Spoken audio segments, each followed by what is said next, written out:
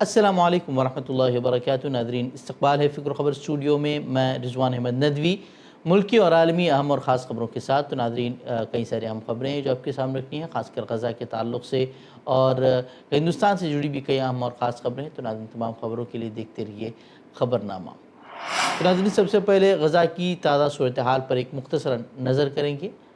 غزہ کی مزاحمتی تنظیم حماس نے اعلان کیا ہے کہ وہ اسرائیلی قیدیوں کے لیے خوراک اور ادویات پہنچانے کے لیے ریڈ کراس کی کسی بھی درخواست کو قبول کرنے پر آمادہ ہے، بشرطے کہ غزہ کے شہریوں کے لیے امدادی سامان کی ترسیل میں رکاوٹ نہ ڈالی جائے اور اسرائیلی فضائی نگرانی وقتی طور پر روکی جائے۔ عسکری ترجمان ابو عبیدہ نے واضح کیا ہے کہ قیدیوں کو وہی خوراک دی جاتی ہے جو عام فلسطینی عوام کو اس وقت مل رہی ہے، اور کسی بھی امدادی عمل کے دوران اسرائیلی فضائی حملوں کا خاتمہ ضروری ہے۔ اس طرح کا بیان جو ہے وہ ابو عبیدہ کی طرف سے سامنے آیا ہے۔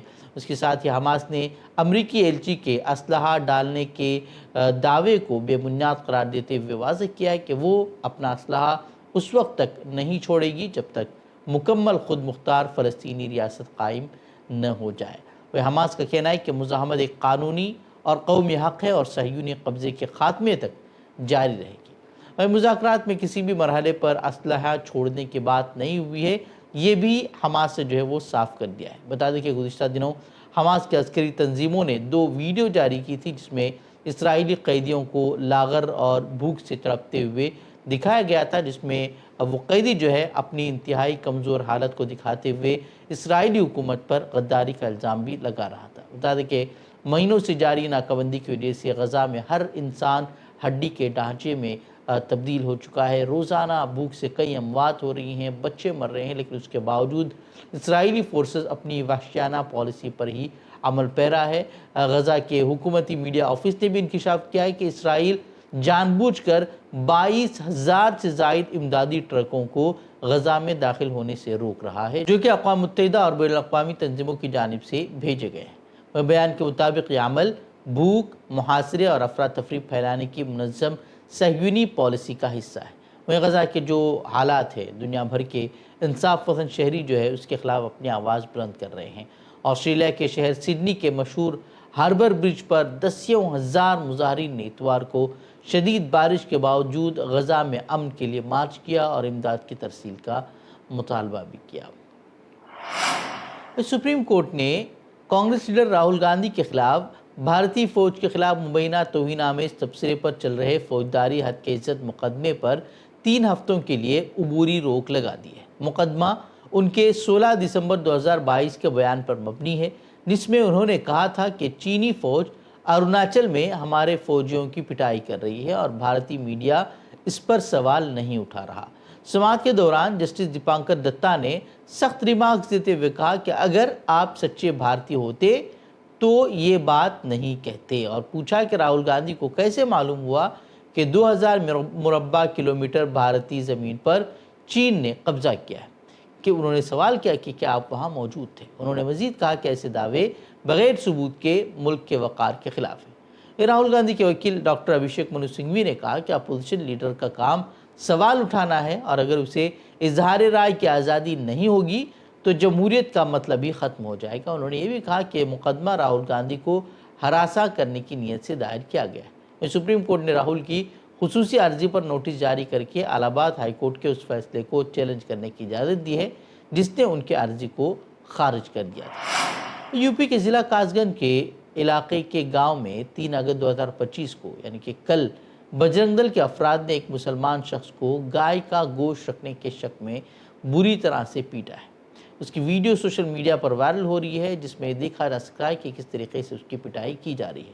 حالانکہ اس کے بعد پولیس نے ایک بیان جاری کیا جس کے مطابق پولیس نے کہا کہ انہوں نے موقع پر پہنچ کر مبینہ گوشت کو ضبط کر کے لیب بھیج دیا اور متاثر شخص کو میڈیکل معائنے کے لیے اسپتال منتقل کیا ہے۔ پولیس کے بیان میں گوشت کی جانچ کا تذکرہ ہے، متاثرہ شخص کی حالت اور تفتیش کا ذکر موجود تو ہے، لیکن حملہ کرنے والے افراد کی گرفتاری یا ان کے خلاف کس طریقے کی قانونی کارروائی کی جا رہی ہے اس کا کوئی بھی ذکر نہیں کیا گیا ہے۔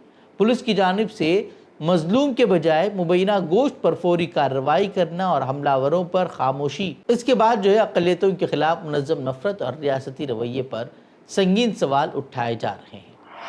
امریکی صدر ڈونلڈ ٹرمپ کے قریبی اور با اثر مشیر اسٹیفن ملر نے ہندوستان پر یوکرین جنگ کو بالواسطہ طور پر فنڈ کرنے کا سنگین الزام عائد کیا ہے۔ ان کا کہنا ہے کہ ہندوستان کی جانب سے روس سے تیل خریدنا ناقابل قبول ہے اور ٹرمپ انتظامیہ اس پالیسی کو ہرگز برداشت نہیں کرے گی۔ انہوں نے فاکس نیوز کو انٹرویو دیتے ہوئے کہا کہ ہندوستان چین کے برابر کھڑا ہو چکا ہے، جو کہ روسی تیل کا سب سے بڑا خریدار ہے۔ انہوں نے اسے حیران کن حقیقت قرار دیتے ہوئے کہا کہ ٹرمپ اس پالیسی کی مخالفت کریں گے۔ رائٹرز کے مطابق حکومت ہند نے اس معاملے پر تاحال کوئی باضابطہ رد عمل ظاہر نہیں کیا ہے۔ واشنگٹن میں واقع بھارتی سفارت خانے نے بھی اس پر تبصرہ کرنے سے انکار کیا ہے۔ وہ امریکہ نے روس سے تیل اور دفاعی ساز و سامان کی خریداری کے جواب میں ہندوستانی مصنوعات پر 25% درآمدی ٹیرف عائد کر دیا ہے۔ ساتھ ہی دھمکی دی ہے کہ اگر روس یوکرین سے امن معاہدہ نہیں ہوتا تو امریکہ ان ممالک پر 100% ٹیرف لگا سکتا ہے جو کہ روسی تیل کی خریداری جاری رکھے ہوئے ہے۔ یہ بتا دیں کہ حالیہ دنوں میں ٹرمپ نے بھی ٹیرف معاملے پر ہندوستان پر شدید تنقیدیں کی ہیں۔ اس سے قبل انہوں نے نہ صرف ہندوستان کی اکانومی کو ڈیڈ اکانومی قرار دیا تھا بلکہ اس کے ساتھ ساتھ پاکستان کی تعریف بھی کی تھی، اور یہاں تک کہا تھا کہ ہو سکتا ہے کہ ہندوستان آگے جا کر ایک دن پاکستان سے تیل خریدے گا۔ لیکن ان سب کے باوجود حکومت ہند نے ٹرمپ کے بیانات کا کوئی سخت جواب وہ اب تک نہیں دیا ہے۔ غازی پور پولیس نے مشہور سیاستدان مختار انصاری کے چھوٹے بیٹے عمر انصاری کو اب گرفتار کر لیا ہے۔ یہ گرفتاری اتوار کی رات لکھنؤ کے دارالشفا علاقے میں ایک ایم ایل اے کے سرکاری رہائش پر چھاپے کے دوران کی ہے۔ پولیس کا کہنا ہے کہ عمر نے ایک عدالتی مقدمے میں جعلی دستاویزات جمع کروائے تھے جو ان کے والد کی ضبط کی گئی جائیداد سے متعلق تھے۔ پولیس کے مطابق ان دستاویزات پر عمر نے اپنی ماں افشاں انصاری کے جعلی دستخط کیے، جو کہ خود 50,000 روپے کی انعامی ملزمہ ہیں اور کئی مقدمات میں مطلوب ہے۔ پولیس کا الزام ہے کہ یہ فرضی دستاویزات عدالت میں پیش کیے گئے تاکہ جائیداد واپس لی جا سکے۔ افشاں انصاری پر زمینوں پر غیر قانونی قبضے، فرضی رجسٹری اور سرکاری زمین اپنے نام کرانے جیسے الزامات ہیں۔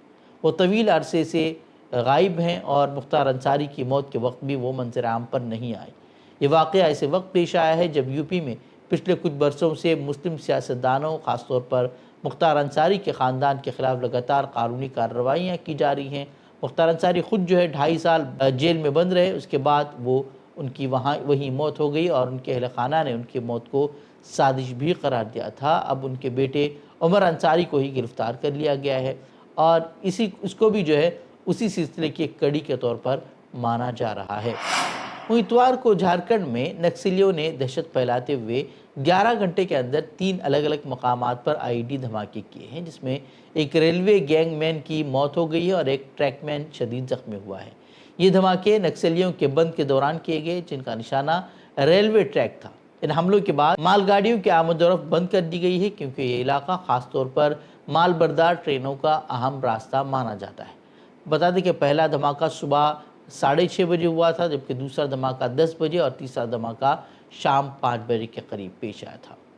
ملک میں زبان اور شناخت کے معاملے پر نئی سیاسی بحث چھڑ چکی ہے۔ مغربی بنگال کے وزیر اعلیٰ ممتا بنرجی اور ان کی جماعت ترنمول کانگریس نے دہلی پولیس پر الزام عائد کیا ہے کہ اس نے بنگلہ زبان کو بنگلہ دیشی زبان قرار دیا ہے، جو کہ نہ صرف بنگالی بولنے والوں کی توہین ہے بلکہ ایک آئینی طور پر تسلیم شدہ ہندوستانی زبان کی بے حرمتی بھی ہے۔ ترنمول کانگریس نے social media platform X پر دہلی پولیس کا ایک خط شیئر کیا ہے جس میں صاف الفاظ میں بنگلہ زبان کو بنگلہ دیشی زبان لکھا گیا ہے۔ یہ خط دہلی پولیس نے ایک مترجم کی تلاش کے لیے جاری کیا تھا تاکہ کچھ زیر حراست افراد کی دستاویزات کا ترجمہ کروایا جا سکے جن پر بنگلہ دیشی ہونے کا شبہ ہے۔ ترنمول کانگریس کا کہنا ہے کہ یہ صرف کتابتی غلطی نہیں ہے بلکہ جان بوجھ کر کی گئی توہین ہے۔ یہ ایک کوشش ہے کہ بنگلہ زبان کو ہندوستانی شناخت سے محروم کیا جائے اور بنگالی بولنے والوں کو غیر ملکی باور کرایا جائے۔ وزیر اعلیٰ ممتا بنرجی نے اعلان کیا ہے کہ ان کی جماعت اس معاملے پر ملک گیر سطح پر تحریک چلائے گی۔ انہوں نے کہا کہ بنگالیوں اور ان کی زبان کو نشانہ بنایا جا رہا ہے۔ انہوں نے سوال کیا کہ کیا بنگلہ زبان بولنا جرم ہے؟ ہم ایسی ذہنیت کو ہرگز برداشت نہیں کریں گے۔ وہیں ٹی ایم سی نے الزام عائد کیا ہے کہ بی جے پی کی حکومت والی ریاستوں میں بار بار بنگلہ بولنے والوں کو بنگلہ دیشی کہہ کر حراست میں لیا جا رہا ہے۔ یہ عمل ان کی نظر میں نسلی اور لسانی امتیاز کے مترادف ہے، جس کا مقصد خاص طبقے کو خوفزدہ کرنا ہے۔ بہار اسمبلی میں پیش کی گئی کمپٹرول اینڈ آڈیٹر جنرل یعنی کہ CAG کی تازہ رپورٹ نے ریاستی سیاست میں بھونچال پیدا کر دیا ہے۔ رپورٹ میں مالی سال 2023-24 کے دوران 71,000 کروڑ روپے کی ایسی سرکاری رقم کا ذکر ہے جس کا کوئی خرچ کا حساب دستیاب نہیں ہے۔ یہ رقم ریاست کے کل بجٹ کا تقریباً 1/3 ہے اور اس پر شک ظاہر کیا گیا ہے کہ اسے کہیں منمانے یا مشتبہ طریقے سے تو خرچ نہیں کیا گیا۔ CAG نے واضح کیا ہے کہ کئی فنڈز کو بغیر خرچ کیے دوسرے بینک اکاؤنٹس میں منتقل کیا گیا، جس سے کاغذی خرچ زیادہ اور عملی فائدہ کم نظر آیا، جو کہ بدعنوانی کی ایک واضح علامت بھی ہے۔ وہیں تیرسویں یادو نے اعلان کیا ہے کہ یہ معاملہ 2025 کے اسمبلی انتخابات میں بڑا مدعا بنے گا، اور جن کی پارٹی BJP اب تک چارہ گھوٹالہ اور جنگل راج کو لے کر حملہ کرتی رہی، اب خود جو ہے وہ کٹہرے میں۔ وہیں کانگریس، بائیں محاذ اور دیگر انڈیا بلاک کی جماعتیں اس کو لے کر انڈیا اگینسٹ کرپشن 2.0 جیسی عوامی تحریک کا اعلان بھی کر رہی ہیں۔ اس بیچ الیکشن کمیشن کی SIR مہم پر بھی ہنگامہ جاری ہے، جس کے تحت 60 سے 70 لاکھ ووٹروں کے ووٹ کٹنے کا خطرہ بتایا جا رہا ہے۔ CPIM نے 8 اگست کو ملک گیر احتجاج کی کال دی ہے، اور اسی بیچ جو ہے پارلیمنٹ میں بھی انڈیا بلاک کے ارکان نے ووٹ چور گدی چھوڑ جیسے نعروں کے ساتھ بھی مظاہرہ کیا۔ اسرائیلی وزیر برائے قومی سلامتی ایتمار بن گوئر کی قیادت میں مشرقی یروشلم کے مسجد اقصی کمپاؤنڈ پر سینکڑوں انتہا پسند یہودیوں کے دھاوے نے پوری عرب و اسلامی دنیا میں سخت غم و غصے کی لہر دوڑا دی ہے۔ یہ واقعہ نہ صرف مسجد اقصی کی بے حرمتی ہے بلکہ بین الاقوامی قوانین کی بھی سنگین خلاف ورزی ہے۔ سعودی عرب، اردن سمیت کئی ممالک نے اس کی سخت الفاظ میں مذمت کرتے ہوئے خبردار کیا ہے کہ ایسے اشتعال انگیز اقدامات خطے میں کشیدگی کو ہوا دیتے ہیں اور امن کی ہر کوشش کو کمزور کرتے ہیں۔ وہیں فلسطینی قیادت نے امریکہ اور عالمی برادری سے بھی مطالبہ کیا ہے کہ ان خلاف ورزیوں کو فوری روکا جائے اور اسرائیل کو عالمی معاہدوں کی پامالی پر جواب دہ بنایا جائے۔ کرناٹک میں نفرت کی انتہا اس وقت دیکھنے کو ملی جب ایک مسلم ہیڈ ماسٹر کا تبادلہ کرانے کے لیے اسکول کے پانی میں زہر ملایا گیا، جس سے 13 بچے بیمار ہو گئے۔ پولیس کے مطابق یہ واردات مکمل طور پر فرقہ وارانہ تعصب پر مبنی تھی۔ 3 ملزمان ساگر پٹیل، کرشنا اور ناگن گوڑا پاٹل کو گرفتار کر لیا گیا ہے اور وہ اس وقت عدالتی حراست۔ پولیس کی تحقیقات میں انکشاف ہوا ہے کہ ملزمان نے ہیڈ ماسٹر سلیمان کو مذہبی بنیاد پر بدنام کرنے کے لیے اسکول کے پانی میں زہریلا کیمیکل ملایا تھا تاکہ بچوں کی صحت کو خطرہ لاحق ہو اور انہیں اس الزام میں ٹرانسفر کروایا جا سکے۔ زہر ایک 5ویں جماعت کے طالب علم کے ہاتھوں ٹینک میں ڈلوایا گیا تھا، جسے 500 روپے اور چاکلیٹ کا لالچ دے کر اس کام کے لیے استعمال کیا گیا۔ ساگر پاٹل دائیں بازو کی ایک تنظیم سے جڑا ہوا ہے اور اس نے اپنے ساتھیوں کے ساتھ مل کر مقامی سطح پر ہیڈ ماسٹر کو ہٹوانے کے لیے یہ مکروہ سازش رچی۔ پولیس کے مطابق یہ محض ایک تعلیمی مسئلہ نہیں ہے بلکہ مذہبی بنیاد پر بچوں کی جان کو خطرے میں ڈالنے والی مجرمانہ ذہنیت ہے۔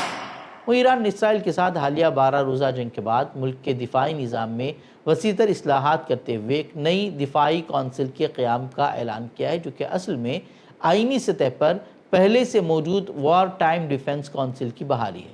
اس کی صدارت صدر مسعود پزشکیان کریں گے اور اس میں فوجی کمانڈرز، عدلیہ کے سربراہان اور اہم وزراء شامل ہوں گے۔ ایرانی میڈیا کے مطابق یہ اقدام ملک میں جاری سیکیورٹی اصلاحات کا حصہ ہے، جن کے تحت عسکری فیصلے اب مربوط، بروقت اور نچلی سطح تک منظم ہوں گے۔ ایرانی رہنما علی لاریجانی کے قریبی ساتھی کا کہنا ہے کہ یہ کونسل 1980 کی دہائی میں ایران عراق جنگ کے دوران انتہائی مؤثر ثابت ہوئی تھی اور اب موجودہ خطرات کے پیش نظر اسے دوبارہ فعال کیا گیا ہے۔ اس سے نہ صرف دفاعی تیاریوں میں اضافہ ہوگا بلکہ علاقائی کشیدگی کے تناظر میں ایران کو زیادہ مربوط اور منظم رد عمل دینے کی طاقت بھی حاصل ہوگی۔ تو ناظرین خبریں، مزید خبروں کے لیے ہمارے ویب سائٹ www.fikrkhabar.com کی طرف رخ کر سکتے ہیں۔ ویڈیوز کے لیے ہمارے YouTube چینل کو سبسکرائب کریں۔ تو ناظرین اجازت دیں، السلام علیکم ورحمۃ اللہ وبرکاتہ۔